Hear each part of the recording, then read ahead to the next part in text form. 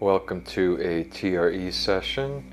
Here I am in a position on my belly, on the front of my body, and stacking two fists to rest my forehead on. In a little while in this video, I lower my hands a bit, so we'll see what that looks like. And here having some spasms through the torso.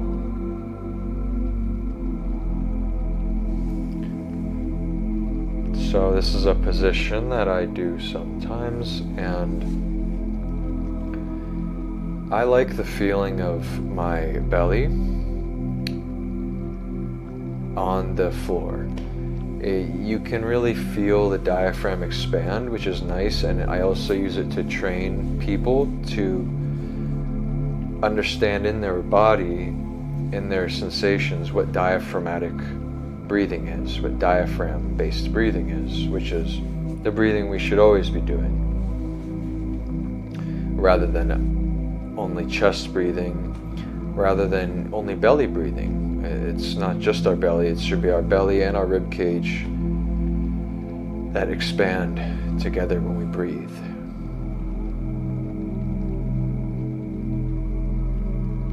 And we can really feel the feedback of the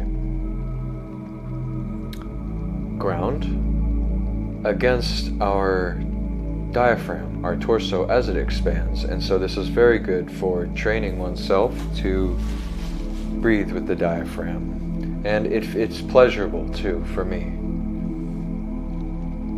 to have that feedback on the ground. It can be quite relaxing.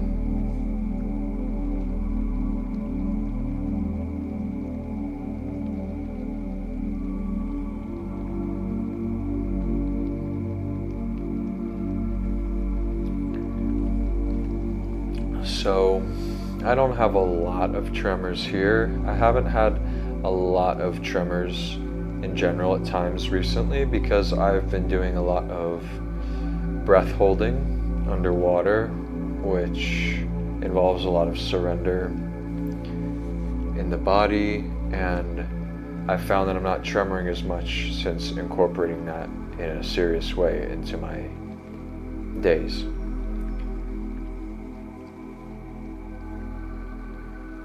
But here are some tremors. It's still worth it to tremor, of course. It's nice to combine modalities when you find one that is really effective. For some people, TRE is so effective that they just keep it and they're not interested in expanding, but I'm interested in the things that work really well for me and not spending really any time on the things that don't work really well for me.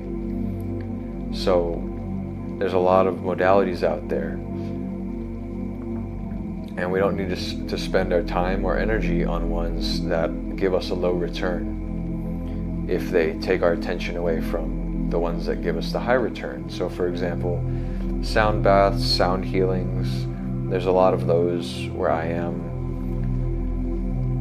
located, and I save my money, I save my time, my energy, and I don't usually go to those.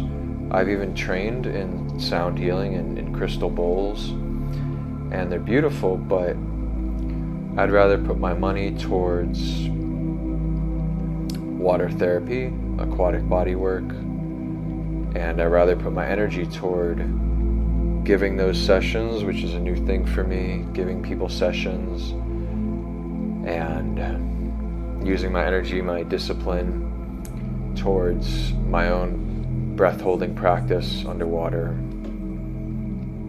and surrender and relax in that way.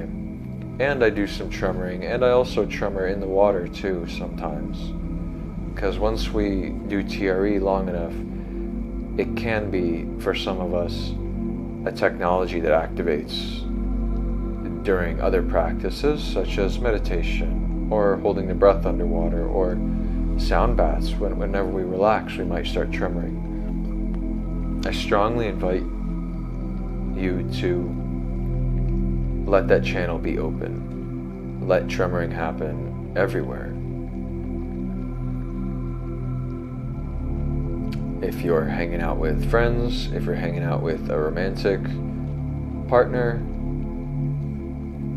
and it starts happening, which it certainly can, because we might get in a safe place with another person, a safe connection, or a vulnerable or intimate connection, and the tremoring can happen. And those are very valuable moments. I invite you to tremor, and you can say, and I often do say to people, like, hey, I might tremor. And most people that I interact with are familiar with this.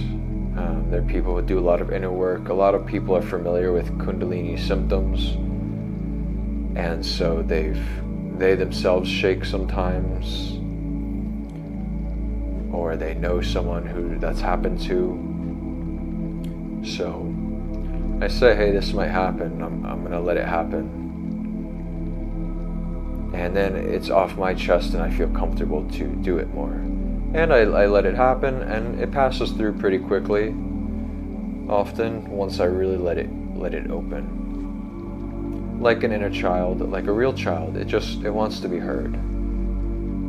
We have to be willing to let it speak a lot, but oftentimes it doesn't need to speak a lot, actually, once we open the channel for it to express. That's how feelings work too. We think it's going to be a flood of feelings if we were to stop suppressing. And we open it up, and it's intense for maybe 10% of the length of time that it feels like it's going to express.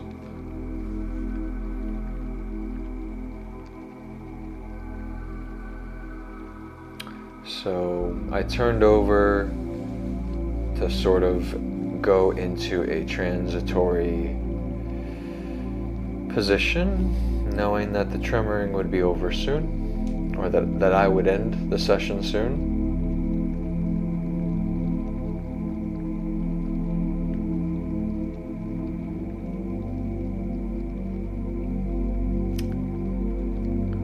And I am about to go to an ecstatic dance after this session, where I will get to engage in intuitive movement. And the TRE definitely serves in that.